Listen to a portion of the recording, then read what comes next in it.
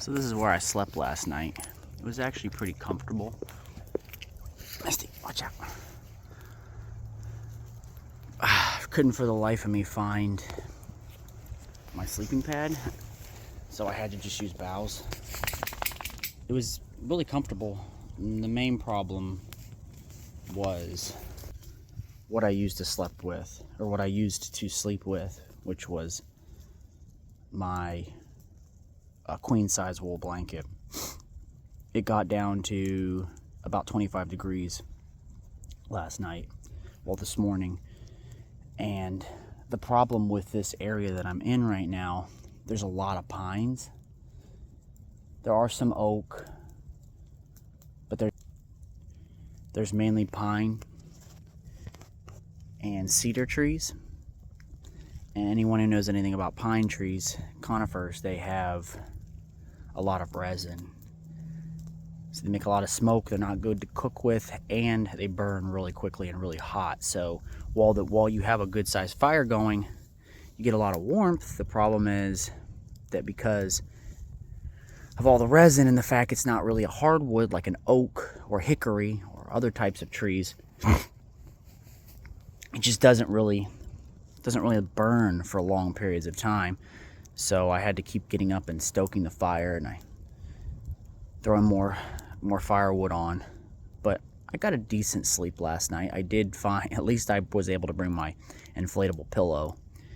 Right now I'm working on breakfast. The sun's starting to come up a little bit higher in the sky. It's about maybe 7 o'clock or so.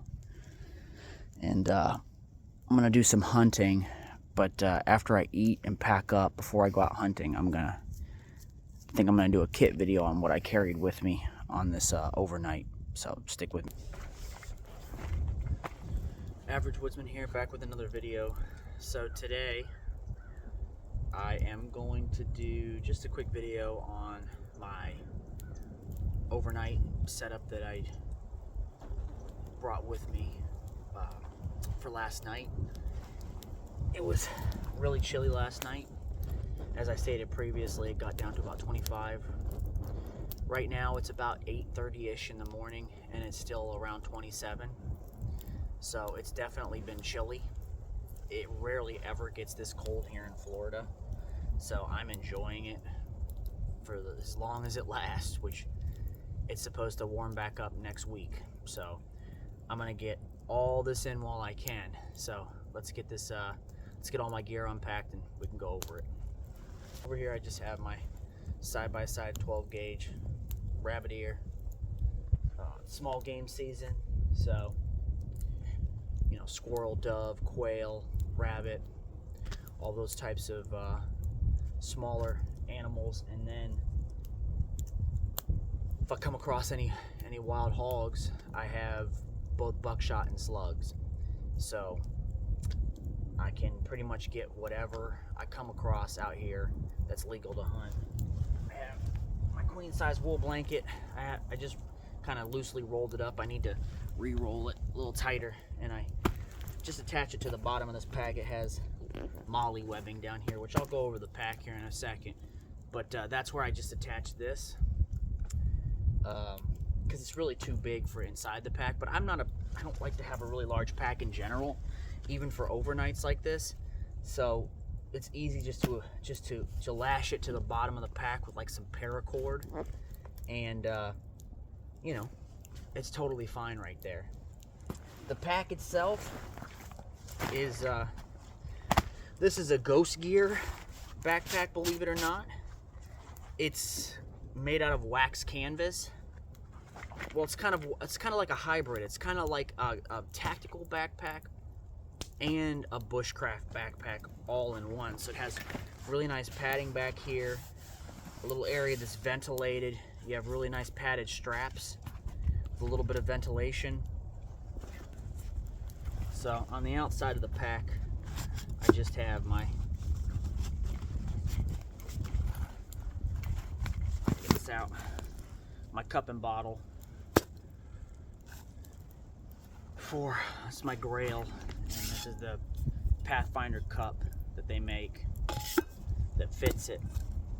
On the opposite side, I have my Agawa Canyon folding buck saw. I've had this this Boreal 21 saw for probably about 4 years now.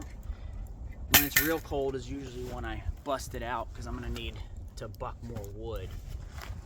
Generally, I just carry one of my folding saws. It's usually not necessary to have like a buck saw here in Florida very often, but occasionally you do need to buck a lot of wood because, like I said last night, it got really cold, below freezing. It's rare here in Florida to get below freezing. So these actually zip up, which is pretty cool. So if you want to have it more slick, you can do that. And then they have a water bottle pocket on the sides. It has 2 pockets here on top. I don't really keep a bunch of stuff in here. I just have some extra paracord in here right now. Sometimes I'll keep some gloves or something like that I need to get to pretty quickly. Obviously in my pocket over here is where I have these are just military surplus wool gloves. I have an extra pair of sleeping wool socks. I have my mechanics gloves. They're leather. Headlamp. Cup bottle. Pathfinder stainless steel cup and bottle. This is a ditty bag. I'll go over that in a second. Shemagh. This is my Helicon Tex poncho. This is what I used for my shelter last night. Pathfinder bush pot. Inside here is where I have the leftover mix, pancake mix, and then I also have just if I would have got something yesterday, or if I get something today and I want to have lunch, I have seasoning. Like, this is just regular Old Bay.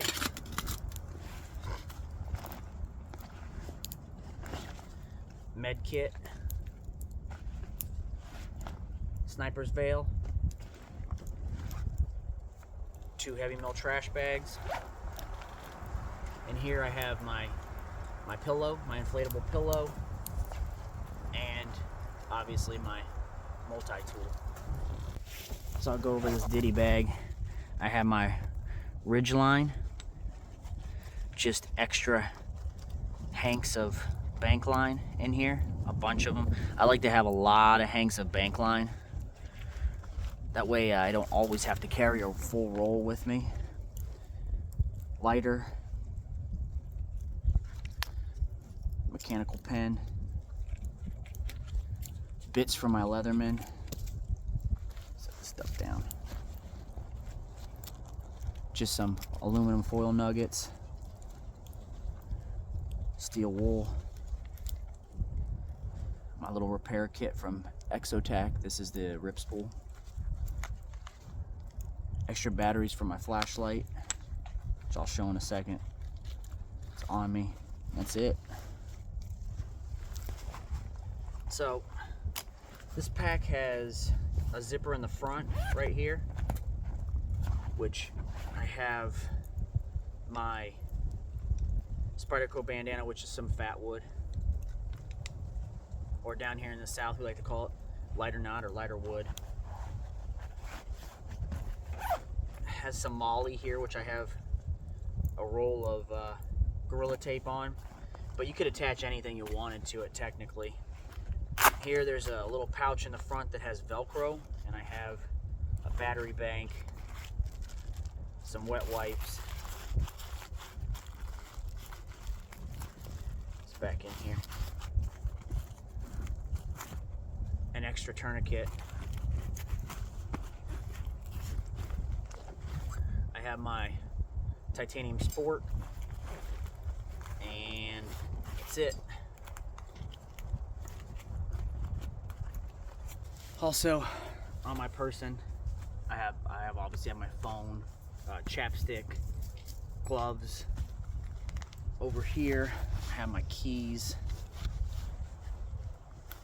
This is a Streamlight this is the Pro, yeah, ProTac. And then I have two blades on me. I have my Buck 110. This one is actually in high carbon steel, 5160. I've had this thing, I don't even know how long. I mean, years and years and years. Probably over 10 years I've had that. And then this is the LT Wright boat tail. This one is, I believe, an A2. I've had this knife for probably about 2 years now. I love it. Absolutely love it. It's been on a million outings with me. It's just super comfortable, super compact, and a great little belt knife. That's pretty much all that I have on me. This is my Hill People gear. This is their chest pack.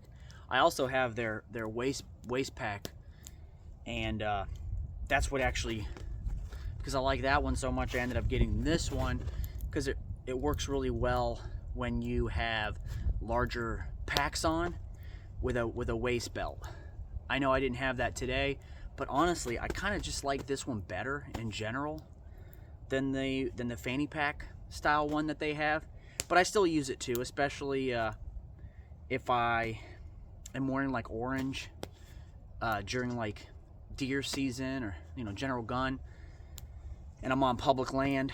You have to wear so much orange, and this obviously gets in the way of that. So I'll just wear the fanny pack around my waist. But I have my Bale Fang. I just have a couple patches on the front of it because they have that. Right here I have a couple chem lights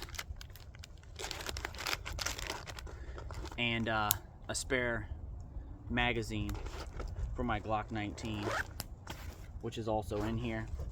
In the second portion, there's a front pouch, there's a center pouch, and then there's a concealed carry pouch. So in here, I just have an emergency space blanket, my Right in the Rain notepads. I have Exotac sleeve on a Bic lighter.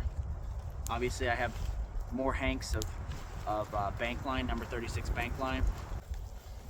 This is my SE map cards, and then notepad. This has like my pace count, just notes and things like that from some of the classes I've taken. When I took the land nav course and when I took the field survival course, I used these a ton. This is what I brought with me. Actually, I think when I did the field survival course, I think they actually gave us one of these. I don't remember if this is the one they gave me or the one I bought personally. I don't remember. Obviously, my compass.